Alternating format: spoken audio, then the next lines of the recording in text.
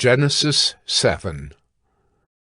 Then the Lord said to Noah, Go into the ark, you and all your household, for I have seen that you are righteous before me in this generation. Take with you 7 pairs of all clean animals, the male and his mate, and a pair of the animals that are not clean, the male and his mate, and 7 pairs of the birds of the heavens also, male and female, to keep their offspring alive on the face of all the earth. For in 7 days I will send rain on the earth 40 days and 40 nights, and every living thing that I have made I will blot out from the face of the ground. And Noah did all that the Lord had commanded him. Noah was 600 years old when the flood of waters came upon the earth. And Noah and his sons and his wife and his sons' wives with him went into the ark to escape the waters of the flood. Of clean animals and of animals that are not clean, and of birds, and of everything that creeps on the ground, 2 and 2, male and female, went into the ark with Noah, as God had commanded Noah. And after 7 days the waters of the flood came upon the earth.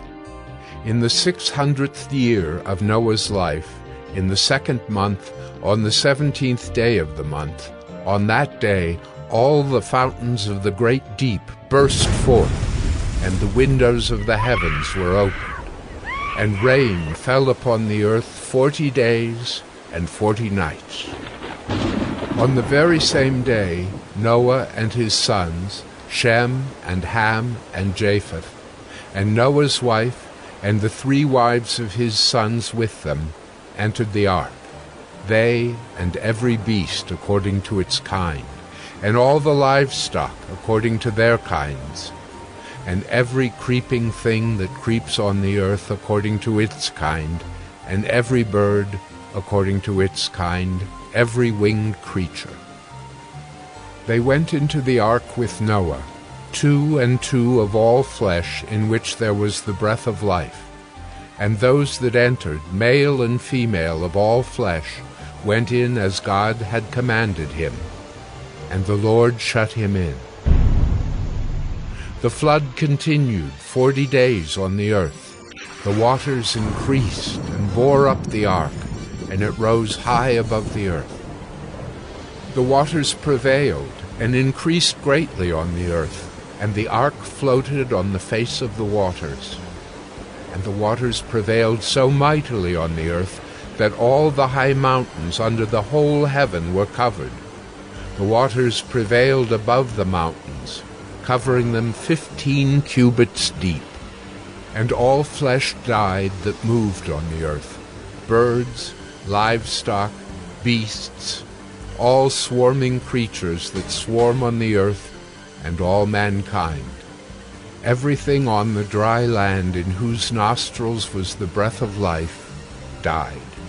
He blotted out every living thing that was on the face of the ground, man and animals and creeping things and birds of the heavens.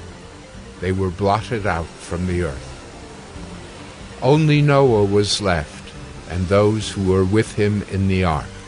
And the waters prevailed on the earth 150 days. Genesis 8. But God remembered Noah, and all the beasts and all the livestock that were with him in the ark.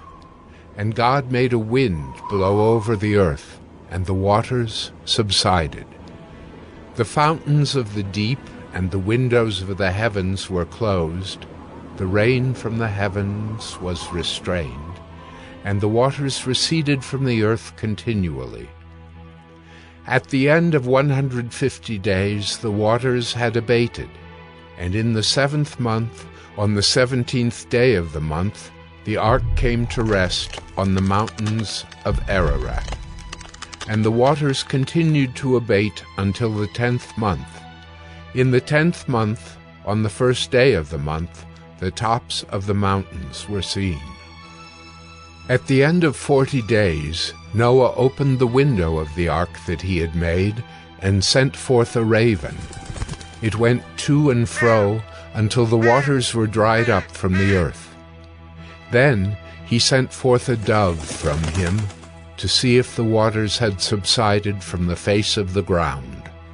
But the dove found no place to set her foot, and she returned to him to the ark, for the waters were still on the face of the whole earth. So he put out his hand and took her, and brought her into the ark with him. He waited another 7 days, and again he sent forth the dove out of the ark. And the dove came back to him in the evening, and behold, in her mouth was a freshly plucked olive leaf. So Noah knew that the waters had subsided from the earth. Then he waited another 7 days and sent forth the dove, and she did not return to him any more. In the 601st year, in the 1st month, the 1st day of the month, the waters were dried from off the earth. And Noah removed the covering of the ark and looked, and behold, the face of the ground was dry. In the 2nd month, on the 27th day of the month, the earth had dried out. Then God said to Noah, "Go out from the ark, you and your wife and your sons and your sons' wives with you. Bring out with you every living thing that is with you of all flesh, birds and animals, and every creeping thing that creeps on the earth, that they may swarm on the earth and be fruitful and multiply on the earth."